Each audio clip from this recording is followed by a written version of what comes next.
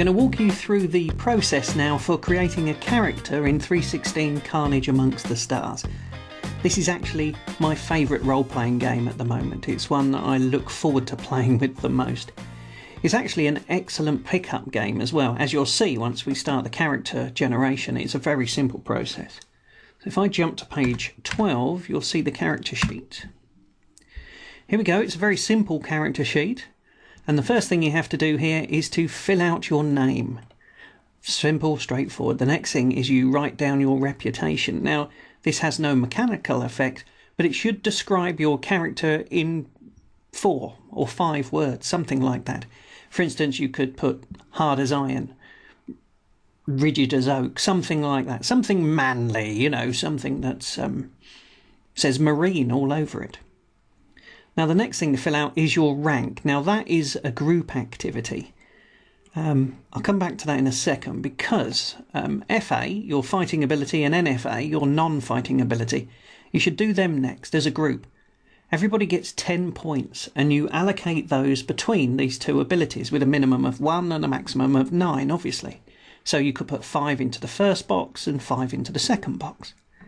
And that brings us back to rank. Whoever's got the highest non-fighting ability in your group of PCs becomes a sergeant, so you'd write sergeant in here.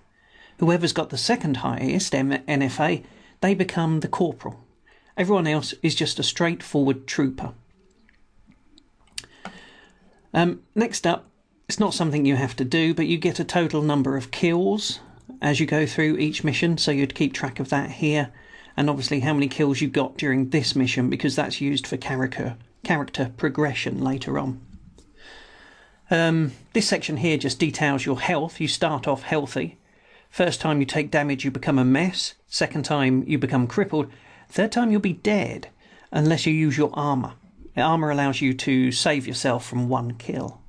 But again, that's not really character generation. What you've got over here on the right is your strengths and weaknesses, which you use as flashback scenes during play.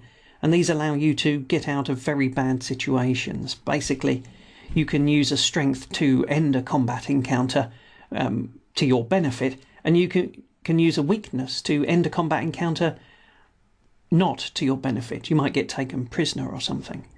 But back to character generation, you also get to choose some weapons. So if I jump to the next page, you can see here that you get given a whole bunch of kit. So you've got your armour, knife, hydration tablets, TRMs, medipack, backpack, blah, blah, blah, blah, blah. But you also get a hand-to-hand weapon. You also get a group of grenades.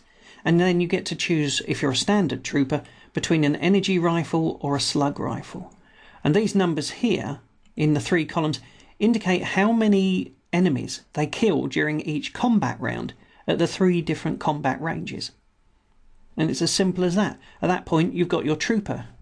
If you're producing a corporal or a sergeant, then you get a different choice of weapons. There's still 2, and you get to choose 1. Plus, you'll have grenades and a hand-to-hand weapon. And that's it. And that's why it makes such an excellent pickup game.